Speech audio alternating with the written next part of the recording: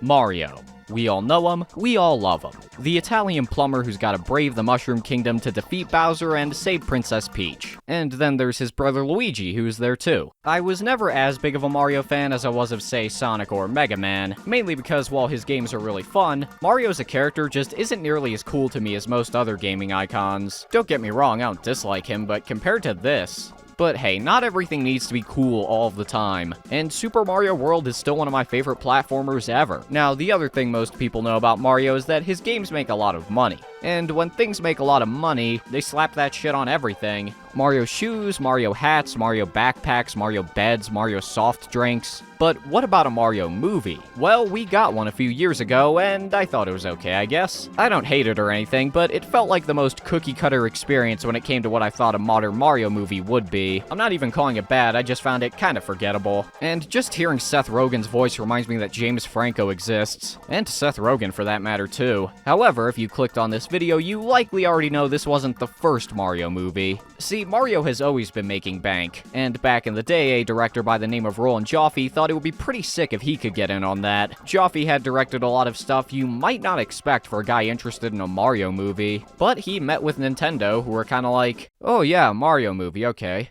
Yeah, sure, that could be interesting, I guess. With Joffe as producer, the project was picked up by the very creatively named Hollywood Pictures. And despite a rocky development, the project did manage to get off the ground. So in 1993, we got the Super Mario Bros. Movie, which was released to scathing reviews and a lackluster box office. The main reason anyone knows anything about this one is because it was a massive flop and shows up on a lot of worst movie lists. Video game adaptations weren't big at the time, and this was the first major one. But not the very first one, despite what a quick Google search might tell you. No, that was Cyber Ninja. Act now and get ready for a cyber dose of big dollars when you buy one copy of Cyber Ninja and receive the second free. Now, as a result, this movie hasn't been too fondly remembered. Since it was such an early attempt, it took a lot of liberty with the source material, and the movie is just... bizarre. The Mushroom Kingdom is Blade Runner, Goombas are devolved civilians who like to dance, Princess Daisy got birthed out of an egg while nuns watched. Not only that, but the production wasn't exactly smooth. I mean, it was no Island of Dr. Moreau, but when your lead actor would rather be shit-faced doing his takes, that's not a good sign. It's a really weird film that couldn't get made now, which is not entirely undeserving of its reputation. And despite all of that, half out of it being a guilty pleasure and half out of legitimate enjoyment, I almost kinda like this one for what it is. Are you serious? I hadn't seen it for a long time before writing this script, and I didn't exactly remember loving it. But recently, sitting down to watch it again, I found myself oddly invested. It's a complete mess of a film, and yet buried in there is legitimately good production design, almost accidentally interesting ideas, and a lot of stuff you wouldn't really expect for not just a Mario movie, but most movies. So here's the setup, or actually, why don't I just let the narrator explain it? A long, long time ago, the Earth was ruled by dinosaurs. Then something happened. A giant meteorite struck the Earth. Goodbye, dinosaurs. But what if the dinosaurs weren't all destroyed? What if the impact of that meteorite created a parallel dimension where the dinosaurs continue to thrive and evolve into intelligent, vicious, aggressive beings? Just like us. And hey, what if they found a way back? Mario and Luigi here are our leads. A pair of hard-working plumbers in Brooklyn trying to get by. But the mafioso Scapelli's rival company is making it tough. Luigi meets and falls for Daisy, an archaeology student digging up bones at one of Scapelli's work sites. That's right, no Peach in this one. But honestly, I don't mind. Peach isn't completely undesirable or anything, but she seems just a bit entitled. You know, like the kind who would be really passive-aggressive if you didn't get her exactly what she wanted for her birthday, or be really pissy about her favorite drink being out of stock. Plus, she's kinda overly bubbly. I mean, I don't want a girl who's all doom and gloom, but you don't have to act like everything's great all the time except when your Starbucks was cold. There's bigger issues going on in the world. Wake the fuck up. Anyway, what was I talking about again? Oh yeah, Mario movie. So Daisy is a university student who's into paleontology, and she's actually the rightful heir to the Dinosaur Kingdom's throne, which is ruled by King Koopa from his city of Dino Hatton. Personally, I prefer the working name of Koopaville, but whatever. She's also in possession of a piece of the meteorite, so Koopa has sent his denthead cousins Iggy and Spike to bring her and the shard back. If he reunites the shard with the meteorite, he'll also be able to reunite the worlds into one so he can rule over both. Daisy gets kidnapped, so Mario and Luigi have to now venture to this other world to save her. Now, I know what you're thinking. What the fuck? That's not Mario. One of the big complaints a lot of people have is that this is a loose adaptation, which is totally fair. But this is one thing I will legitimately defend the film on, which is rich coming from me since I'm one of those stick to the source material when possible kind of guys. That's not to say slavish dedication to said material automatically makes it good, but I find that oftentimes when writers try and alter this kind of stuff and do their own version of it, they tend to miss the point of what made the game good in the first place or think they can do better. So when I see some creative who's clearly never touched a game in his life being given full control over an adaptation of one, it makes me kind of depressed. The Mario movie was a situation that was similar to this. Again, video game movies weren't really a thing at this point, and the directors were a boomer couple who were probably about as familiar with games as I am with screwing anime characters. Well, provided it's not a printed image taped on a... You know what, never mind. However, I can also enjoy adaptations that veer off so far in their own weird direction that they become their own interesting thing. For example, Akira is my favorite film of all time. It's an adaptation of a manga which it strays pretty far from as it goes on, but it works because the story it develops instead around those same concepts is still really interesting and cool. Mario is what I'd call an accidental version of this, because while there clearly was artistic intent that went into stuff like the production design, to actually say that this is some secretly good and genius reinvention or adaptation would be fucking stupid. But look, I give the movie some credit. Mario as a game series didn't have any real story at this point beyond Rescue the Princess. They have a setting for sure, but it's not exactly easy to adapt into live action. Now, they could have just circumvented this by making it animated. In fact, not everyone knows this, but Japan technically beat this one to the punch with a Mario OVA, but that's a story for another day. I do appreciate, though, that instead of just putting this into live action, they actually tried to do their own weird version more befitting of the medium. And while it certainly isn't what you'd think of looking at Mario, the setting of Dino Hatton and all the weird visuals is one of the reasons I do find this movie fun to watch. Super Mario Bros. Is often regarded as a so bad it's good film, and while I do think there are legitimately good things about it, yeah, you really should be watching this one for the ridiculousness and stupidity if you can find appreciation in that.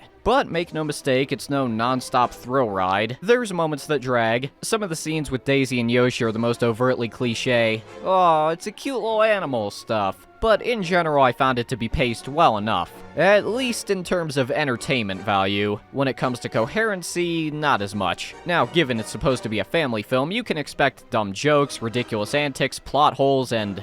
strippers? Some stuff is probably gonna be annoying, but I'll say this. The jokes for a 90s comedy aimed at a younger audience aren't nearly as bad as they could have been. I've been subjected to some pretty terrible comedies in my day, so like many of my gauges, the one for this is all busted up. Sure, most bits with Iggy and Spike, for example, are particularly stupid to the point where it's annoying, but usually, like the film itself, the jokes are so weird, poorly done, or awkward that they kinda circle back around to being funny again, or at least funnily cringy. Although, yeah, the attempts at comedy can definitely leave you thinking, what the fuck am I watching? But one of the reasons I can never be truly bored by this film is that I find Dino Hatton to be a legitimately cool setting. What can I say? I just love dystopian megacities. It may look kind of derivative of Blade Runner, but to be fair, the production designer was David Snyder, who's created a lot of my favorite sets from the 80s and 90s, including the ones for Blade Runner. And he's carrying a lot of the movie on his back. The idea behind it is that it's Koopa's weird approximation of what he thinks New York should look like,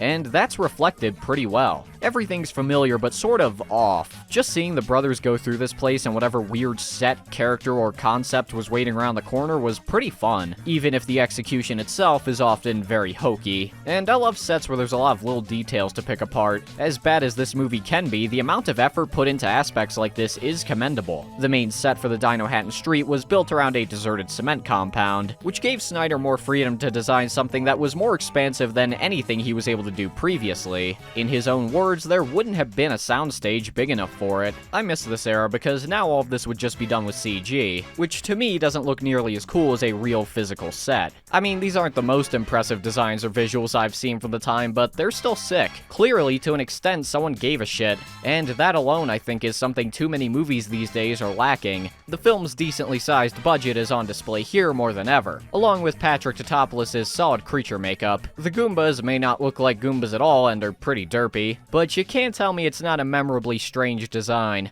Some of the CGI is really dated, but honestly, for back in 1993, that doesn't look that bad. And at least they don't overuse it like some other video game adaptations from the decade. There's a bit of tone whiplash throughout the film, which reflects that the script went through a lot of rewrites. The older draft they were going to start on was deemed too serious, so they casually decided as they were about to make it, hey, let's just rewrite the thing. Now, this isn't a bubblegum crisis situation where it goes from goofy whimsical to someone getting tragically murdered, but there are some things you may not expect to see in a kid's movie. At the same time, though, all this weirdness is yet another thing that makes the movie so strangely entertaining for me. Again, it's so batshit and bizarre that it just keeps me invested through that sheer virtue. The action set pieces can even be fun for what they are. Look, we even got off-brand Mario Kart. Credit where credit's due, when they did change stuff, it's usually interesting. But notice how I didn't say good. Here's my favorite example. King Koopa, as he's called here, because I guess Bowser is just too goofy for this film. And yes, he's also just a guy.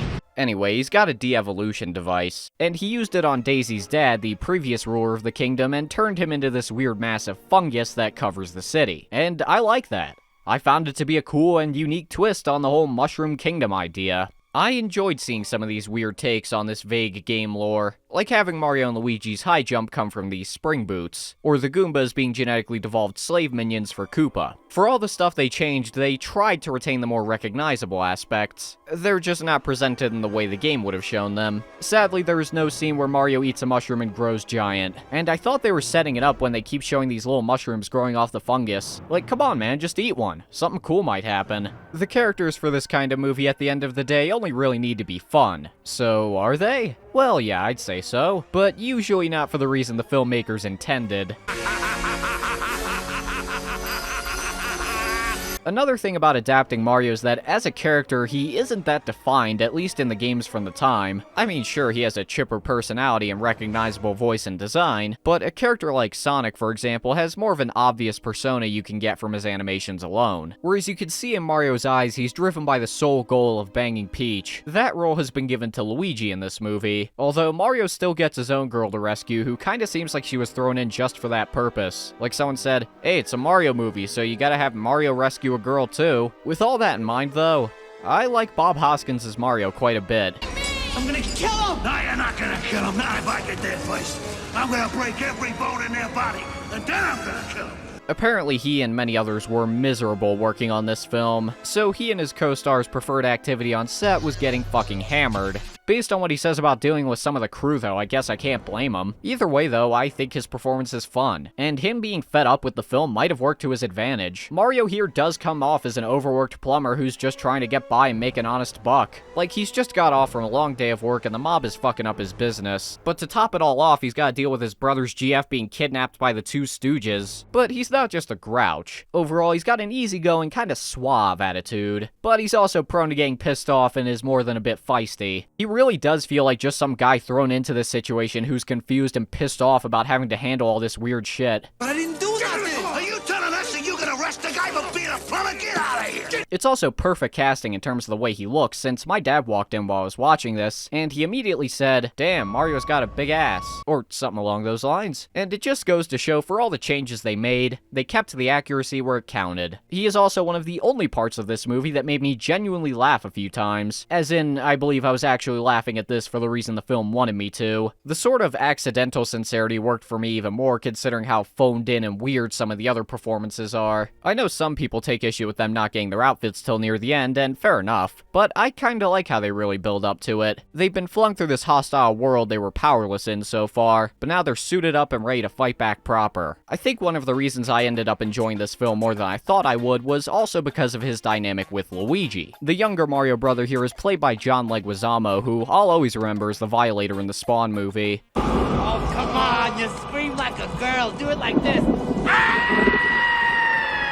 As shit as that one is, he's fucking fun as hell in that role. And he's okay here. I don't really buy him as Luigi as much as I do Hoskins as Mario, at least from how he looks. I think slapping a mustache on him would have done a lot for that. Some of his delivery also isn't very good, but that's probably where the shots were coming in. But in terms of the way he behaves, I could totally buy Luigi being this way, and that this is how he and his brother's shtick plays out. Mario's the older brother, it means he's wiser in some regards, but a bit more jaded and less accepting of all these weird concepts, whereas Luigi is more young, laid back, and naive. He's not the brightest, and it gets him into trouble sometimes, but there's moments where his open-mindedness helps. Mario hates all the fungus around the place and doesn't want to touch it, even when it seems to be trying to help them, but I mean, it's just fungus, that's silly. But Luigi is the one to realize that when life gives you a bomb, you use it. I think given his personality as more of the young hero, it makes sense to have him be the one to rescue the princess here. Speaking of which, Daisy is fine. Like, she's not a completely helpless damsel in distress. She helps out the Mario brothers towards saving the day more than once, and she has a fleshed out enough backstory. It's just jarring how she and Luigi go on like one date, and then they're deeply in love, before she's even taken.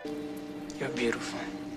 Slow your roll there, buddy. You've known her for a few hours. Actually, maybe I need to be taking some notes. Now, again, my acting gauge is fucked, but Samantha Mathis here is one of the performances I found kinda lackluster. She's better than some, but especially compared to our lead, she's a little bland. She's also by far the tropiest aspect of the film. She befriends the cute animal creature, is an orphan with a hidden past she doesn't know about, and falls for the young, slightly doofy hero. Like I said, she's fine. For the role she plays in the film, she does it okay. They also did try and give her more plot relevance than just Bowser wanting to marry her. Here, her bloodline means she's the only one who can reunite the meteorite shard without dying like a Looney Tunes character. Now, I never played a Mario game with Daisy, well, except Mario Golf.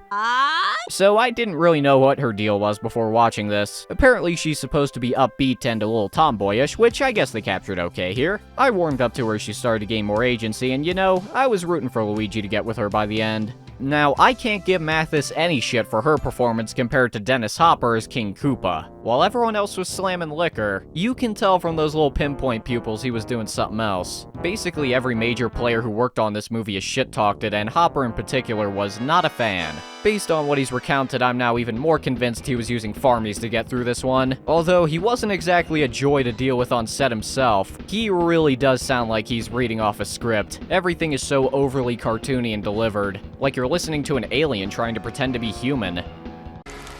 65 million years. We've been exiled here after the meteorite struck, while mammals roam free in the other dimension. Seriously, his performance in Space Truckers is more authentic. Now, make no mistake, he's still entertaining as hell, but it's mainly because I was just shocked at how fucking awful the performance is in the best possible way. Goomba! Yeah. Walk tall, be proud. Go Goomba! I love how he holds his arms like a T-Rex, and the whole thing with him devolving people is a fun addition. He doesn't feel like Bowser in the slightest. In terms of stuff they adapted loosely, this is the pinnacle. But I cannot complain when this was the result. Monkey! As a character, he's paper thin, but he gets some fun lines occasionally that somehow felt both ruined and enhanced by the performance. There's also his wife, who mainly exists to have one of the best deaths I've ever seen in a PG-rated movie. Yikes. Man, she sure makes an impression. The side characters are equally memorable, although not always for the best reasons. Toad is a street musician just trying to bring joy to people in this shithole. We get worse. Ain't got no water anywhere. Food's bad, so's the air. Got no resources in a great big stupor. All because of the evil King Koopa. His songs are corny, but hey, I see a kindred spirit. I kinda liked this guy. Too bad he gets turned into a Goomba early on. You later, alligator.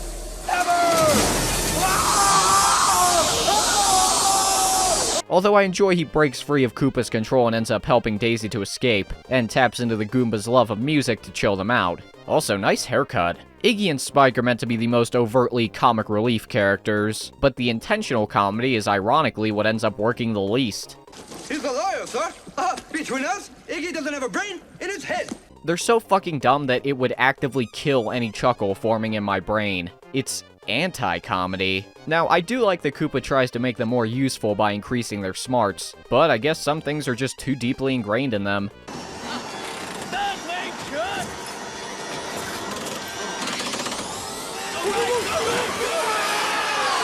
But I'm just glad it wasn't worse, because it turns out there was a cut rap sequence with these two, which is about as horrifying as you'd expect. A radical development is taking place, Iggy and Spike will set the pace. Koopa!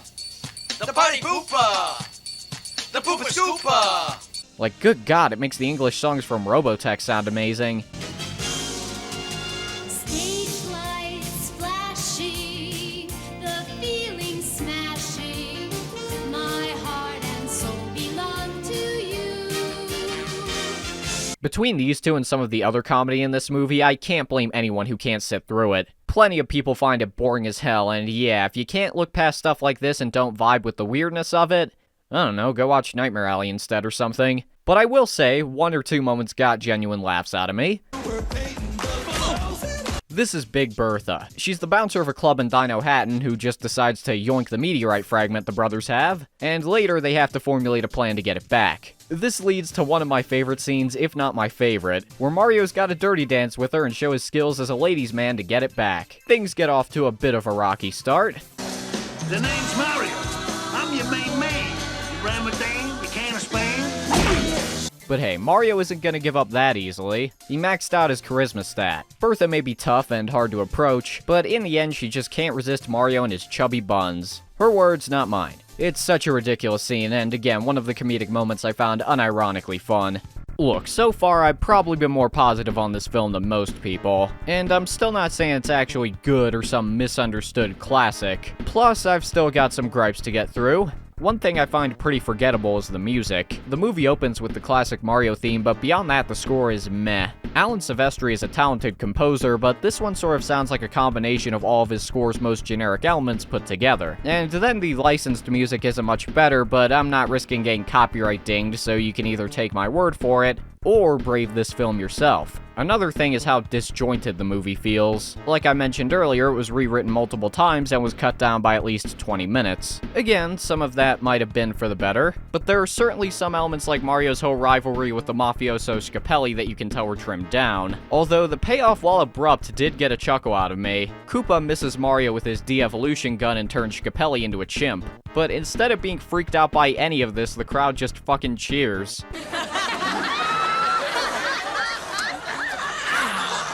Even Scapelli seems oddly accepting of the whole thing. Again, Mario's the only one with a slightly normal reaction. The final thing I really want to mention about the film itself is its ending. Now, first of all, I love that Daisy and Luigi have this kind of cliche moment you get in a lot of films where the two lovers from other worlds are forced to separate. But when we see Luigi 3 weeks later, he hasn't, like, moved on with his life or taken an optimistic outlook. No, he's just fucking depressed. Come on, Luigi, there's more to life than women. Look, check out this game I've been playing, it's pretty cool. I hope she made lots of spaghetti. The actual ending has Daisy coming in looking like she just traveled back from Skynet's future, and telling the Mario brothers she needs their help. An appropriately silly ending to a silly film. Now, the writer claimed he didn't intend for a sequel. However, there was a webcomic follow-up he was involved in, which ended on a cliffhanger in 2015 and will never continue. Cool.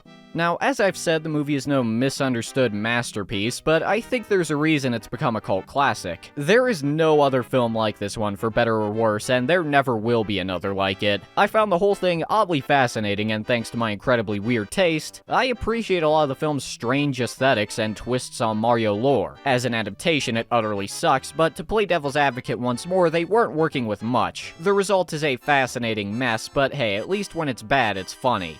Mostly. Really can't blame anyone for hating this movie. And I know I'm a fucking weirdo for enjoying it as much as I do, but hey.